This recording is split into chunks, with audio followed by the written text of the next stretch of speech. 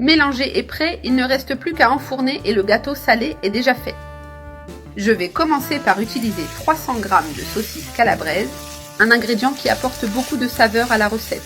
Ici, j'ai déjà râpé toute la calabraise, ce qui aide à la faire frire de manière uniforme et plus rapide.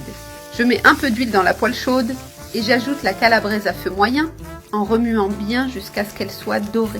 Cette étape est importante car elle va rehausser la saveur de notre pâte et rendre le tout plus savoureux. Dans un grand bol, je vais ajouter 4 œufs frais.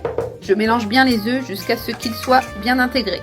Ensuite, j'ajoute 100 ml d'eau et 150 ml d'huile végétale. Je mélange légèrement pour incorporer les ingrédients liquides et maintenant, je commence à assaisonner. J'ajoute une cuillère à café de sel, une cuillère à café d'origan séché et une demi-cuillère à café de poivre noir moulu.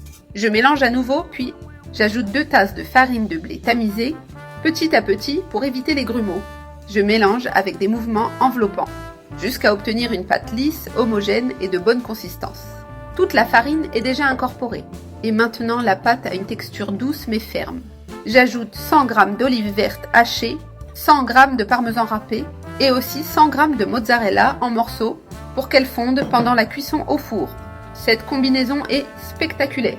Pour compléter, j'ajoute une cuillère à soupe de levure chimique, qui fera lever notre gâteau au four. Je mélange le tout délicatement pour que la pâte garde son air et devienne bien moelleuse. Nous préparons un gâteau salé très pratique, délicieux et parfait à servir pour le goûter ou même comme plat principal.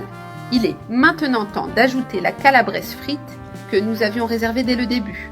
Je mets toute la calabraise dans le mélange et je remue bien pour qu'elle se répartisse uniformément dans toute la pâte. Observe comme cette pâte est colorée avec des petits morceaux d'ingrédients partout, vraiment appétissante.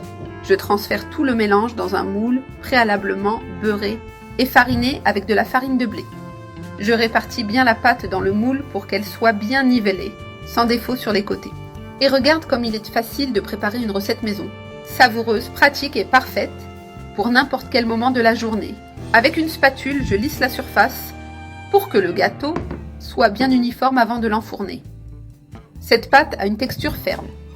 Maintenant, je mets au four préchauffé à 180 degrés et je cuis pendant 30 minutes ou jusqu'à ce qu'il soit bien doré. Notre gâteau salé est maintenant complètement prêt. Je l'ai démoulé avec soin et maintenant, je vais couper une portion. Ce gâteau est incroyable à l'intérieur, moelleux, bien garni et au parfum irrésistible. Ne manque pas de faire cette recette. Je te promets qu'elle va ravir toute ta famille.